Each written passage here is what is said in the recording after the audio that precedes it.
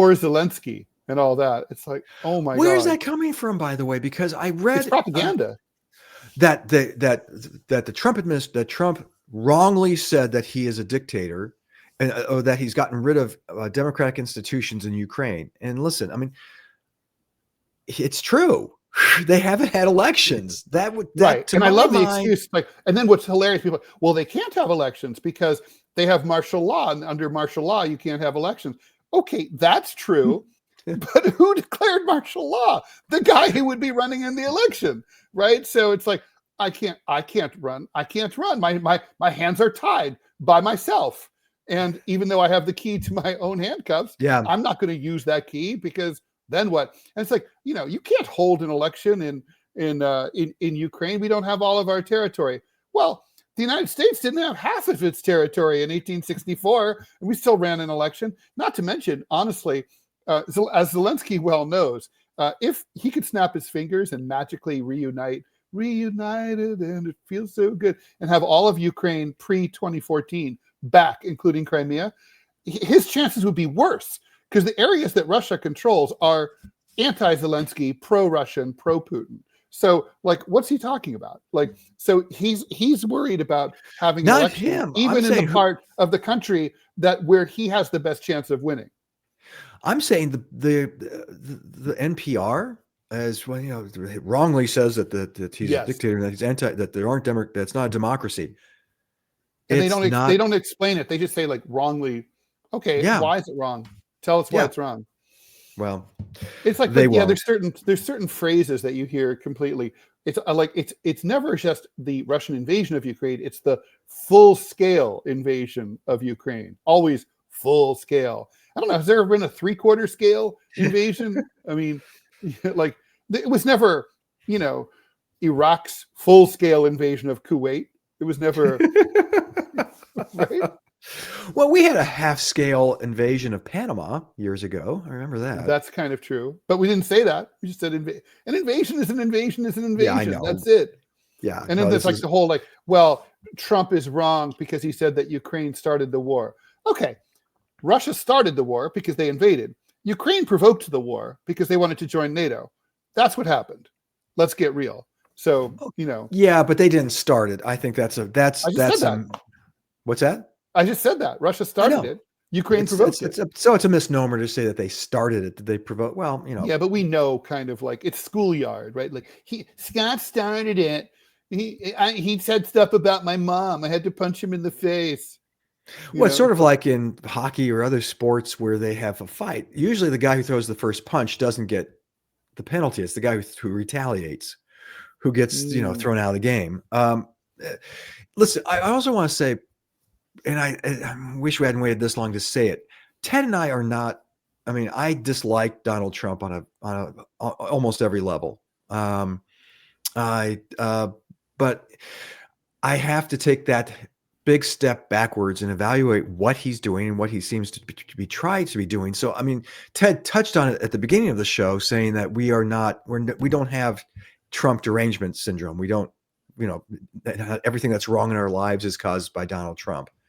No. Although my fit, and I gotta say, by the way, I'm thrilled to death about, like, Make America Healthy Again. I hope that happens. I think that's not what I don't think it means. It may not happen, but I hope it does. I think it's a beautiful thing if it does. It's stupid, Ted, and this is where you and I are going to disagree. I saw the sticker. No, healthy again. What does that mean? Seriously? So we're going to have we're going back to measles. And get the preservatives out of our food. Like, I would think that you'd approve of certain things, like not allowing SNAP people who get SNAP, which used to be called food stamps, to use it to buy shitty food. I think people have a right to buy what they want to buy, but that's an old-fashioned view.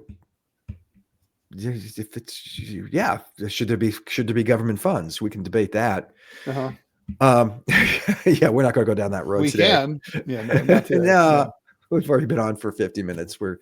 But I would say that Make America Healthy Again, there's a lot of stuff, like, you can question it. But for instance, fluoride I'm trying to say is that there's stuff to like. There is stuff to like. And I will tell you another thing. I'm jealous as hell.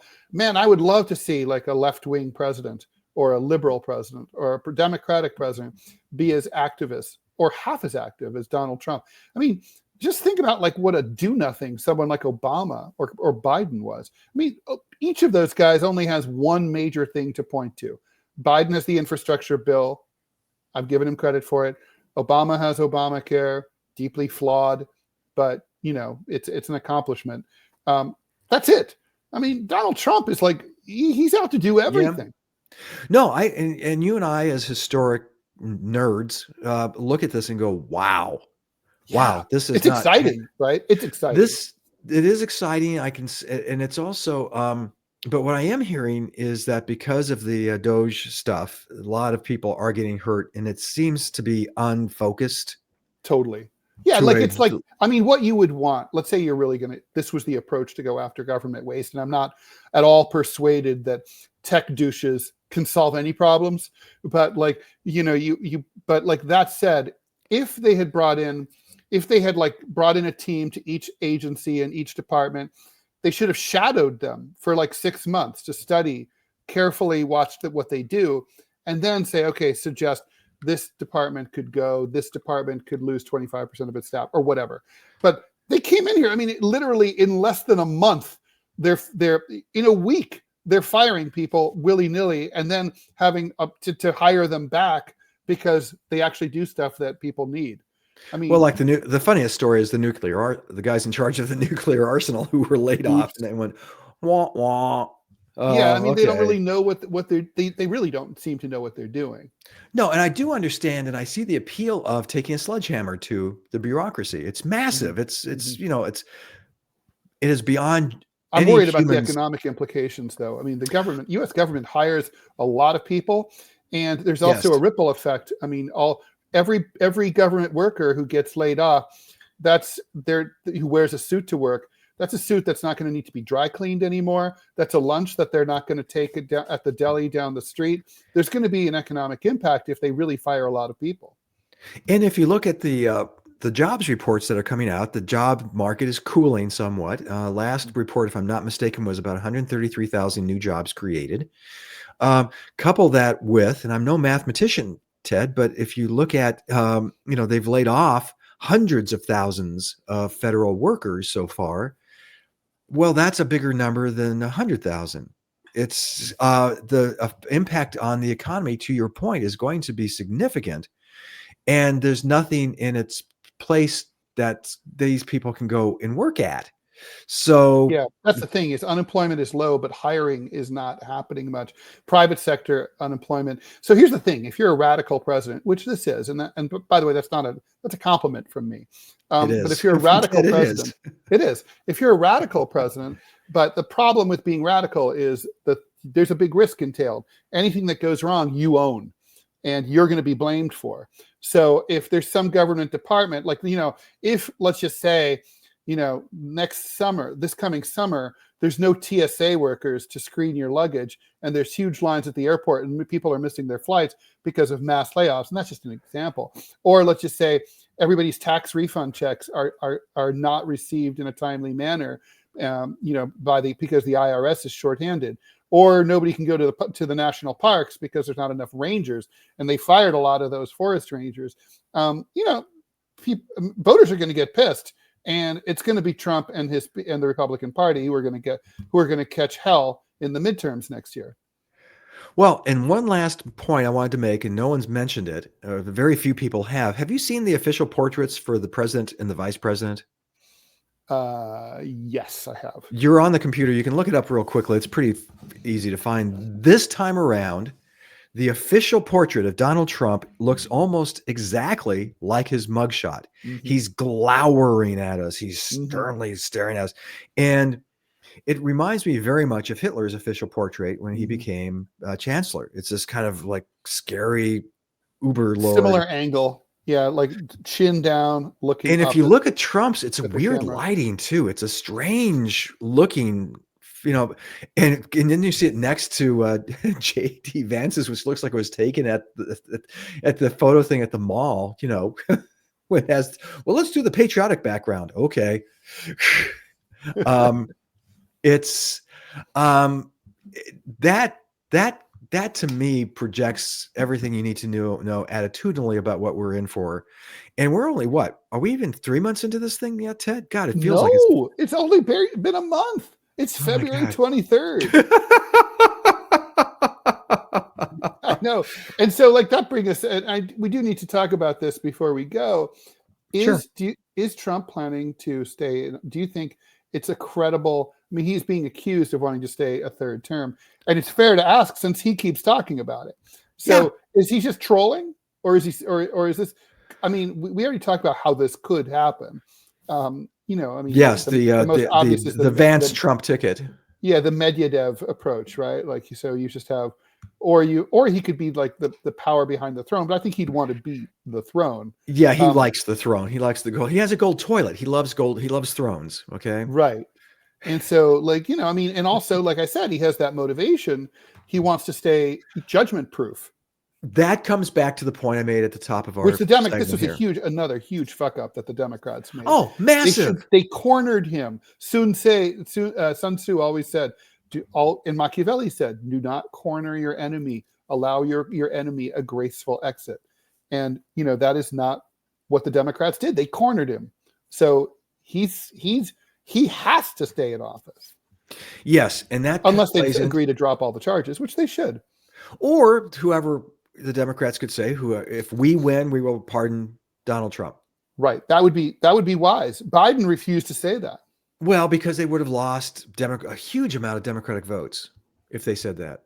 Huge amount. Because they want this guy to be, you know, they want him run naked through the streets, right? They want their pound of flesh. Because this guy has played them every which way for the last, decade. So does he want to? Does he want a third term? I think he does, playing to what I touched on in earlier in the segment. 82 when he runs for re-election again. Yes, he does not want to go to jail. 82-year-olds go to jail. I mean, just like 22-year-olds do sometimes, sure. And especially if you're in a place like New York or someplace where you're not particularly popular. Although you're going to have to explain to me why he cares about the congestion toll coming into New York, why that's an issue for him. Maybe he doesn't have the $9. Yeah, God, is it $9? Yeah, $9 just to enter Manhattan south of 60th Street. You know, one of the things that's really funny about this to me is, and is congestion pricing. Right? Here's the theory. The theory is, it's either going to fail in one of it fails no matter what, right? So let's just say it like people just don't drive into the city anymore. They're like, fuck it, we're taking the subway. Okay. Great, right? That's like less pollution. That's what we all want.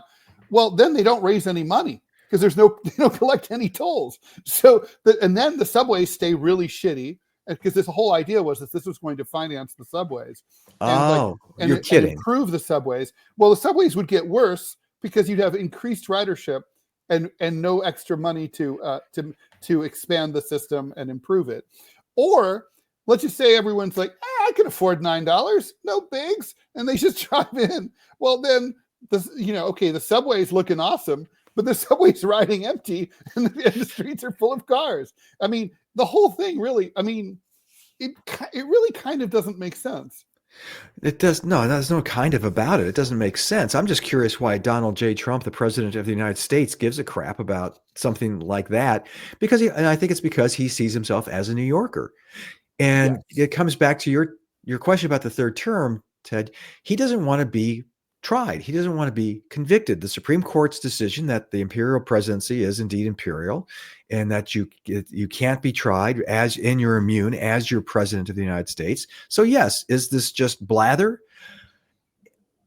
Kind of, but it's also they're going to keep pursuing it and see if they can't find a way around the 22nd Amendment. And, you talk about a Vance Trump ticket.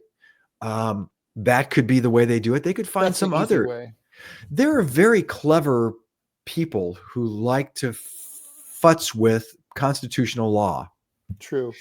And they love to debate it and they love to question it. And they can, let's say they find some weird loophole that allows him to run. He runs the campaign. He becomes the Republican nominee for president. And the courts are still and then The election comes, and it's a Harris-Trump rematch, and she gets 36% of the vote this time around, and he gets elected. And the Supreme Court rules between the election and the swearing in that indeed he can't do this. Right. Do you really think he's going to say, "Oh, okay"? Well, that's a constitutional crisis. That's a constitutional crisis of the first water. I mean, that's but they're going to try it. Yes, I'm convinced to my marrow. Yes, this is a real thing. And to answer your question, like, why does he care about something as granular and local as congestion pricing in New York City? I agree with you. He still thinks he cares about New York. And look, he has a lot of businesses in New York. I think he's the kind of guy who, he watches cable news and obsessively. And whatever is a major story at any given time, whether it's wildfires in Southern California that he weighed in on, he blamed Governor Newsom for not sending enough water down the pike and all this stuff. He's whatever's in the news, he wants to be at the center of. I think that's really what it boils down to. He's very, he's not the outsourcing type. It's like he likes to take care of things himself. Reminds me a lot of the former dictator of Turkmenistan.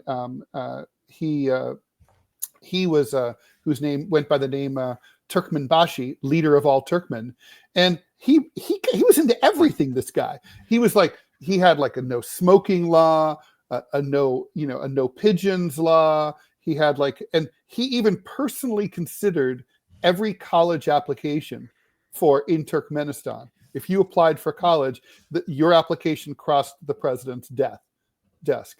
Sapir Murat Niyazov was his name. And, I'm sure that his successor does the same thing. The regime, the style of the regime hasn't changed. It was very personal. And as a result, everyone in Turkmenistan was always thinking and talking about Turkmenbashi. And that was a feature, not a bug of the system. Everyone, this might still be a functioning democratic republic, but the fact is everybody's thinking and talking about Donald Trump. What's he up to? What does he want? Yeah. What is he thinking? What's he going to do next? I mean, that's what he wants. And it's the nature of a movement as opposed to a party, as we've talked about before. A movement is always highly personal, and a movement is always moving, always on to the next thing. Always. It's exciting. And his rallies are like movement rallies with flags. The Democrats don't have flags. Republicans have flags. They didn't used to, except for the American flag. But, right. So things have changed. They have uniforms, right? They have the red hat. Again, Democrats don't have a uniform. They just look like derps. Well, before I got to ask you, in Turkmenistan, what happened to the pigeons, Ted? Oh, well, they were killed, summarily executed. They were and eaten. Oof. But he was funny. I mean, they had Turkmenistan has one of the largest natural gas reserves in the world, and so he was like, quite reasonably, he's like, why should Turkmen people pay for natural gas? We have it coming out of the ground. So he made it for free. He made it free.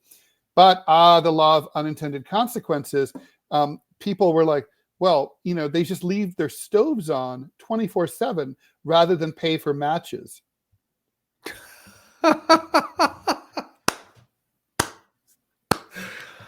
And welcome to World Economics 101. That's hilarious. Oh my God. Wow. Yeah. Well, okay. We really didn't answer the question, which is okay.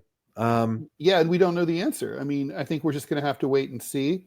There are some benchmarks, and we have mentioned them. And so keep an eye out for the Supreme Court decisions. See if the Trump administration openly defies court orders. Mm-hmm. That's really going to be the crux. That's what you have to watch out for. And especially when the Supreme Court... It's going to be these domestic things. I mean, whatever you think of his international stuff, that's not really germane to this issue. I mean, there's behavior. The behavior is crazy, like demanding that Ukraine turn over half of its rare earth minerals in perpetuity to the United States. It's like, I thought the U.S. was Ukraine's ally. It's like, not so much. Putin's not asking for that. Not so much anymore. So is it 1933? We're only 1 month into it, folks. We still have many more to go. If that is indeed the case, look for these movements, look for this, and the omnibus bill coming forward, which will be introduced probably within the next, I would guess, the next month and a half, 2 months. That again is going to be the test. So you have two really key litmus tests as to whether or not this is 1933. If they both go the way they could go, then yeah, it's 1933, folks. Does that omnibus pass? Is that omnibus? Can it pass with a simple majority in the Senate, or does it need a? Yeah, it's a bill. Majority? It's a bill. Okay. So yeah, it doesn't need. Yeah, the Democrats. And so so then all eyes turn to Lisa Murkowski and Susan Collins. Right. The supposedly, and a handful of others, because supposedly moderate Republicans who always vote just along with MAGA anyway. Yeah. Yeah, it's going to be, because it's going to be so overwhelming, so sweeping, probably unconstitutional in many aspects of it. But we're going to have to wait and read, the proof, as they say, is in the pudding. We're going to have to see where this bill goes and what exactly is in it. But from what we're hearing, it's we've never seen anything like it in our lifetimes, Ted. Nothing even remotely like it. It will touch every aspect of your life and every aspect of the political and administrative life of our government.